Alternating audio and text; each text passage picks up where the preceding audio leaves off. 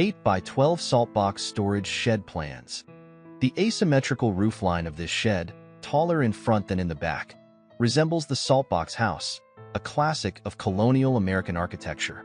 Here is a great basic shed that offers lots of storage space with a slightly lower elevation than the simple storage shed. At 77 inches, the doors are still plenty tall enough for almost everyone to enter easily, but the shallow peaked roof and 66-inch rear wall mean the overall building height is just under 8 feet. The gravel base and 4x4 joists also keep this building close to the ground. These factors all create a smaller visual impact and a pleasing, proportional look. The 8 by 12-foot floor plan and the 6-foot wide double doors give it excellent versatility and access. The sturdy 3/4-inch floor will support a riding mower or other heavy equipment. The center doors create 2 feet of space around all sides of parked equipment. However, you could position the doors off-center to suit your storage needs. The construction is quite simple stick framing. Additional features include enclosed soffits to keep out bugs and birds, and a roof vent to prevent overheating. Clapboard-style siding would enhance the colonial look of this shed if you wanted to move away from the standard vertically grooved plywood siding. The width of this shed can be easily adjusted from 12 feet down to 8 feet or up to 16 feet.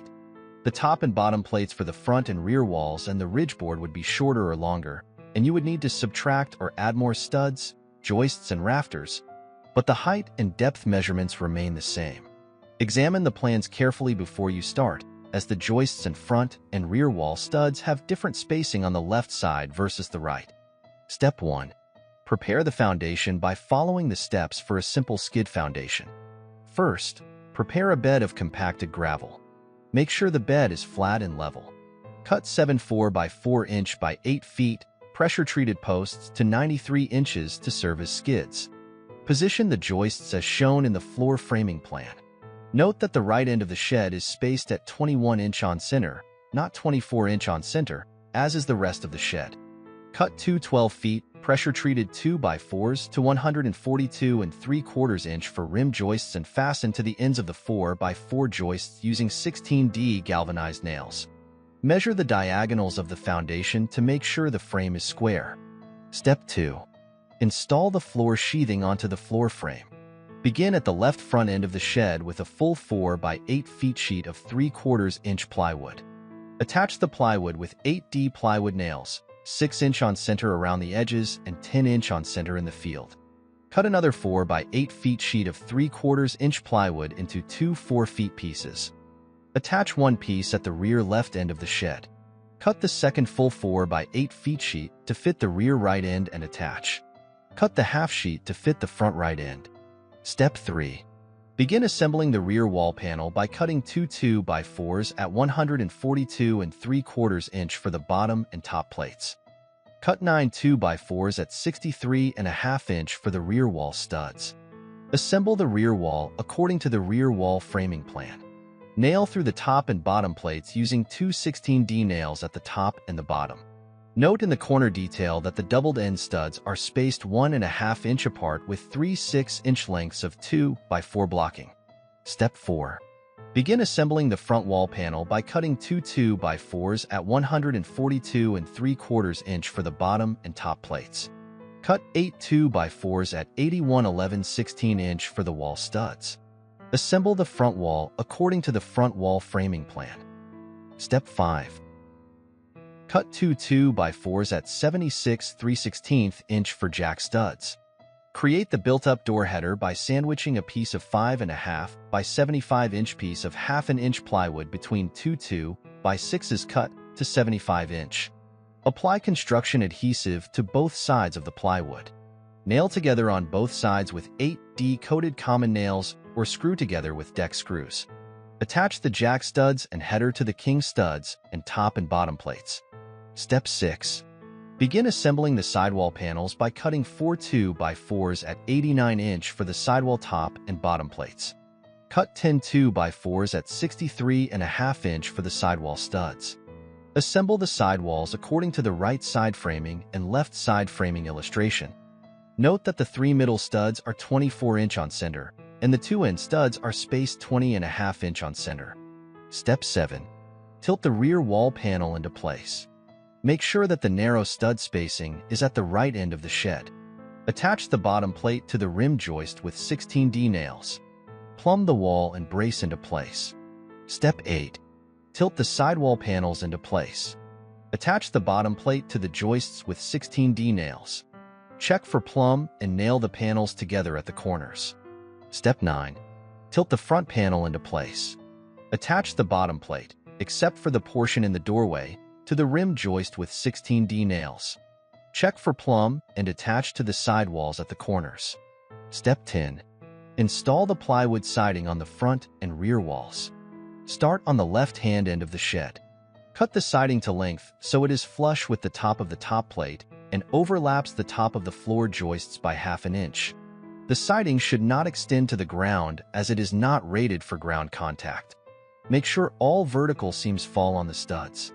Attach the siding to the studs with 8D galvanized nails 6-inch on center at edges and 12-inch on center in the field. Step 11. Cut 2 2x4 ridge support studs at 26-inch. Center the studs 42-inch back from the outside face of the front wall stud at each end of the shed. Toenail the studs into place. Step 12. Create the ridge board by cutting the 2x6 ridge board to 142 3/4 inch. Set it on top of the ridge support studs and toenail into place. You may need to add braces to hold the ridge support studs plumb while you cut and fit the rafters. Step 13. Build the rafters as described in the shopping list. Cut 1 pair of rafters from a 10 feet long 2x4. Set the rafters in place, making sure that the ridge support studs are plumb. If the rafters fit well, use them as patterns for cutting the remaining 6 pairs of rafters. Attach the rafters aligned with the spacing of the wall studs. On the 3rd and 5th rafter pairs, attach 2x4 ties. Cut the ties to fit so that they rest atop the front top plate and are level. Attach the ties with 16D nails. Step 14. Cut 2x4 rake support studs to fit in the gable ends, aligned with the sidewall studs to act as siding nailers. Toenail into place. Measure the sidewall elevation at the middle siding nailer and at the corners, allowing for ½ inch overlap over the joist.